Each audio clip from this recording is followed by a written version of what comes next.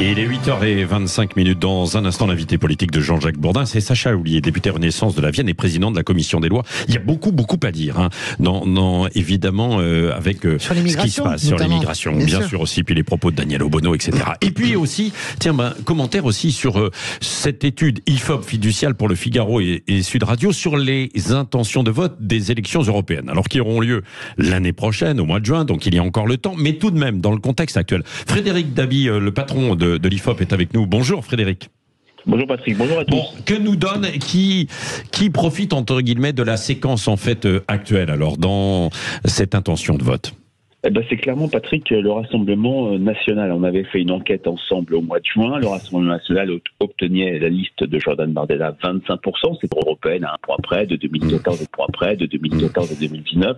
Là, on le trouve à 28%. Jamais on a obtenu. Alors, bien sûr, vous avez raison de rappeler qu'on est à 8 mois du vote. Il faut être extrêmement prudent. L'offre n'est pas complètement décantée, même si elle a bien été, elle est bien claire maintenant. Mais 28%, ça donne un RN en tête dans quasiment toutes les catégories, un tiers chez les salariés français dans cette France du travail, le RN qui prend 40% de l'électorat Zemmour, la liste Marion Maréchal n'est qu'à 6%, et très clairement, alors qu'il n'avait que 3-4 points d'avance sur la liste Renaissance, il est maintenant 8 points d'avance.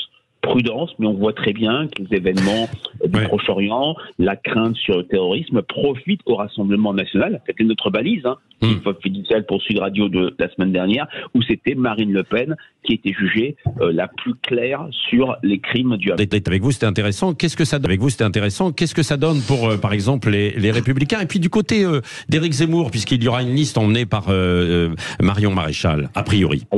Alors, les Républicains, la liste conduite par François-Xavier Bellamy, qui était déjà tête de liste en 2019, reste encalminée à leur niveau des précédentes élections européennes. 8% seulement, une difficulté à rassembler. C'est mieux qu'à la présidentielle. De droite.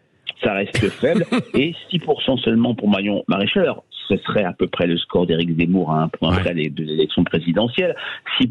6%, ça assurerait à Reconquête d'avoir des députés au Parlement européen. Mais clairement, on essaie de construire un match Maréchal-Bardella. Ce match n'existe pas puisque Jordan Bardella obtient 4 fois et demi plus. Et à gauche alors. Et puis les écolos et en un mot et les Verts. Très clairement, par rapport à vos débats avec Françoise Degois et Elisabeth Lévy, on voit que la gauche est en vraie difficulté. Aucune liste ne dépasse la barre symbolique des 10%, 9% pour Manon Aubry, en baisse par rapport à septembre, 9% pour le PS, qui ferait beaucoup mieux avec Place Publique qu'en 2019, et 8% pour les écologistes. Pourtant, on sait que, Patrick, l'élection européenne est la meilleure élection pour le parti écologiste. La gauche, avec un PC à 5% et à un niveau très bas, même si l'addition de toutes ces intentions de vote envers la gauche est bien supérieure à ce qu'on avait quand on testait une liste commune et unique du PS dans lequel les électeurs de gauche se reconnaissent de moins en moins. Commentaire, Françoise Degois, Elisabeth Lévy. Rien d'étonnant à ce qui s'est passé à l'étude de l'ami Frédéric Dabi, c'est évident. Juste un bémol sur la gauche, le total gauche de toute façon dépasse l'extrême droite, ça c'est très important et c'est ce qu'il faudra regarder, il est au-dessus. Voilà. C'est pas le problème, chacun a fait le choix de prendre sa liste et je pense que le total gauche est intéressant.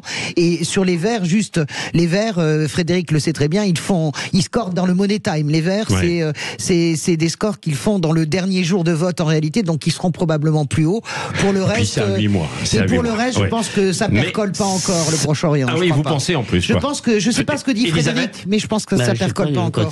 Elisabeth? Non, moi d'abord j'espère, si vous voulez, qu'il y aura quand même un vote sanction, peut-être des vases communicants, peut-être des vases communicants à gauche, mais par ailleurs, ma chère Françoise, cette catégorie extrême droite me semble totalement inopérante. Je pense qu'il va y avoir... Non mais pardon. Bon, terminé. On n'est pas d'accord là-dessus. Terminé. Oui, mais si Françoise veut bien que je termine. Je ne vois pas en quoi ces gens sont d'extrême droite. D'ailleurs, on voit bien qu'il n'y a pas d'énorme différence entre eux et LR. Arrêtons tout ce cirque. Entre LR et RN. C'est ce que entre LR et RN. Merci Elisabeth Lévy, Françoise Degois, Frédéric Dabi. C'est à retrouver cette enquête évidemment en détail sur notre site internet Sud Radio bien sûr et sur les réseaux sociaux. Dans un instant, Jean-Jacques Bourdin reçoit Sacha Houlié, député Renaissance de la Vienne et président de la commission des lois. Et vous pouvez vous êtes au standard et toute l'équipe technique 0826 300 300 tout de suite à 9h.